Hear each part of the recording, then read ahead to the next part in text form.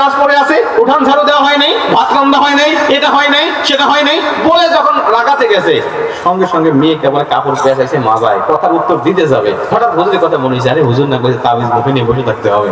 ও আস্তে করে তাবিজটা খুলে মুখের মধ্যে ঢোকাইয়া জিহ্বার নিচে ফেলে দাঁত মুখ মারে আটকে বসে আছে।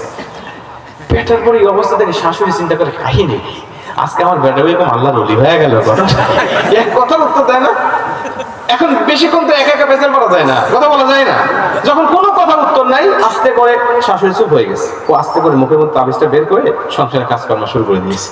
স্ট্যাটারপুর অবস্থা থেকে শাশুড়ি অবাক হয়ে যাচ্ছে, ঘটনা কি, আজকে সূর্য কোন দিক থেকে উঠছে। একদিন যায়, 2 দিন যায়, যখনই বেটার কথা, যখনই শাশুড়ি ঝগড়া করতে যায়, মুখ বন্ধ। ঝগড়া শেষ হলেই কাজকর্ম আরম্ভ। শাশুড়ি চিন্তা করলেন, না, নিশ্চিত আমার বেটার বউ আল্লাহর ওলি হয়ে গেছে, ওর সাথে ঝগড়া করে আমি জাহান্নামী হতে চাই না, ঝগড়া একেবারে বন্ধ। 7 দিনের মধ্যে ঝগড়া সংসার থেকে একেবারে বিলুপ্ত। নিয়ে তাবিজটা নিয়ে হুজুরের কাছে গেছে, হুজুর আপনি কইছিলেন তাবিজ কাজ করে না, এই তাবিজ এত কাজ করছে, আমার সংসারে এখন জান্নাতি সংসার হয়ে গেছে। হুজুর কয়, মারে তো তাবিজটা একটু দে। তাবিজ দিছে, ভিতর থেকে কাগজ টেনে বের করছে, কয় দেখ তো কোনো দোয়া কালাম আছে। কয় না হুজুর, কোনো দোয়া কালাম নাই। কোনো গাছ গাছালি আছে? কয় না হুজুর, কোনো গাছ গাছালি নেই। এই তাবিজ কাজ করলো কেমন করে? আরে পাগলি, কাজ তো তাবিজ করে নাই, কাজ করছে তোর মুখ। তোর মুখ বন্ধ ছিল বিদায় তুই শাশুড়ি কথা বলে না। তুই 1 কথা বললে তোর শাশুড়ি 10 কথা বলে, তুই 10 কথা বললে তোর শাশুড়ি 1000 কথা শুনে দেয়। ও সংসার তো এমনি জাহান্নামের গর্ত হবে, কথা বলেন ঠিক না? তাবিজ মানে হলো চুপ থাকবেন মা বোনেরা। এক পক্ষ যখন কথা বলবেন, অন্য পক্ষ যদি চুপ থাকতে পারেন, আমার বিশ্বাস ওই সংসার জান্নাতি সংসার হবে, কথা বলেন ঠিক না? কিন্তু মা বোন ওই স্যাক্রিফাইসের মন মানসিকতা নিতে পারে না।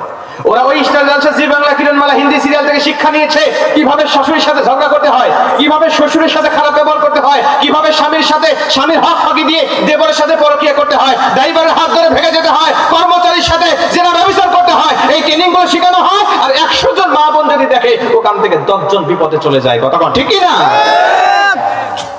এই জন্য সংসারে শান্তি চাইলে ওইগুলো সংসার থেকে ফিরা দেন, সংসার থেকে সরায় দেন।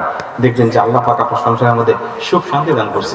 আল্লাহ পাক আপনার সংসার থেকে জান্নাতি সংসার বানায় দিচ্ছে। কারণ আব্দুল বাসের মা বলছে, আমি প্রতিদিন 2 বেলা রুটিন করে করে কোরআনের তেলাওয়াত করতাম, বিধায় আমার সংসারে কখনো আল্লাহ পাক অশান্তি দিত না। আমার সংসারের মধ্যে সবসময় আল্লাহ রহমত বরকত দিয়ে ভরপুর রেখে দিত। জোরে বল সুবহানাল্লাহ। কোরআন তেলাওয়াতের অভ্যাস করাবেন। মাগরিবের পরে যেই ঘরে সূরা ওয়াকিয়া তেলাওয়াত হয়, নবীজি বলেন ওই ঘরে মানুষেরা রিজিকের কষ্টে কখনো ভোগে না।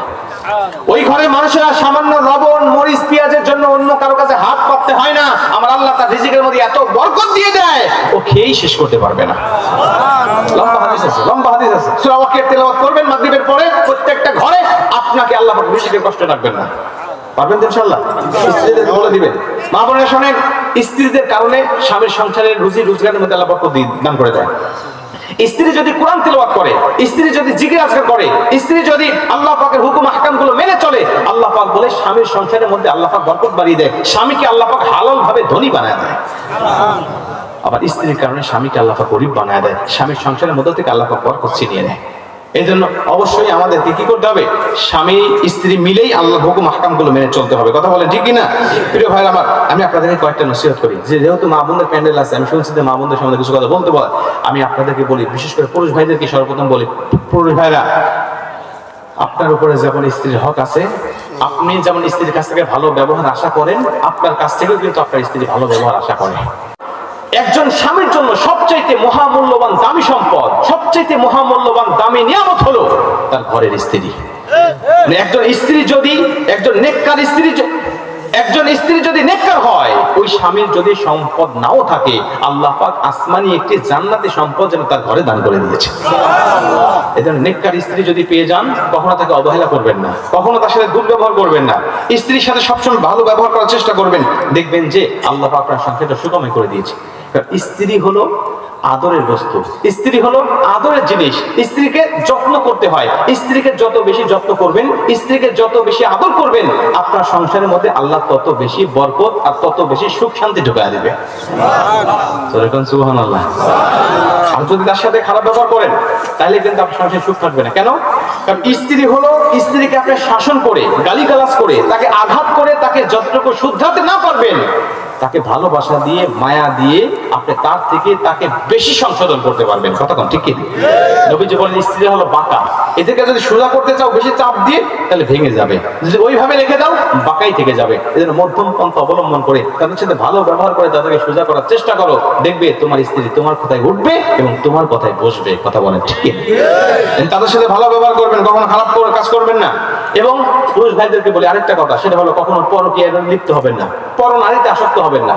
মনে রাখবেন 100 জন নারীতে আসক্ত হওয়াকে পুরুষত্ব বলে না, একজন নারীকে পটিয়ে নিজের প্রেমে ফেলাকে পুরুষত্ব বলে না, বরং পুরুষ তো তাকে বলে যারা 100 জন মেয়েকে নয় বরং একজন মেয়েকে নিয়ে, একজন স্ত্রীকে নিয়ে 100 বছর কাটিয়ে দেওয়ার সিদ্ধান্ত নেয়। কথা কোন ঠিক কি না? একজন মেয়ের সাথে 100 বছর কাটিয়ে দেওয়ার সিদ্ধান্ত আপনি নেন, দেখবেন যে আল্লাহ পাক আপনার জীবনটাকে সুখময় করে দিয়েছে, শান্তিময় করে দিয়েছে। আল্লাহ পাক আমাদেরকে হেফাজত করুক, জোরে বলেন আমিন। হারাম সম্পর্ক ভরে গেছে ভাই, শোনেন কিছু কিছু সম্পর্ক হারাম কিন্তু আমরা হালাল নামে চালা দিতে যাচ্ছি এখন।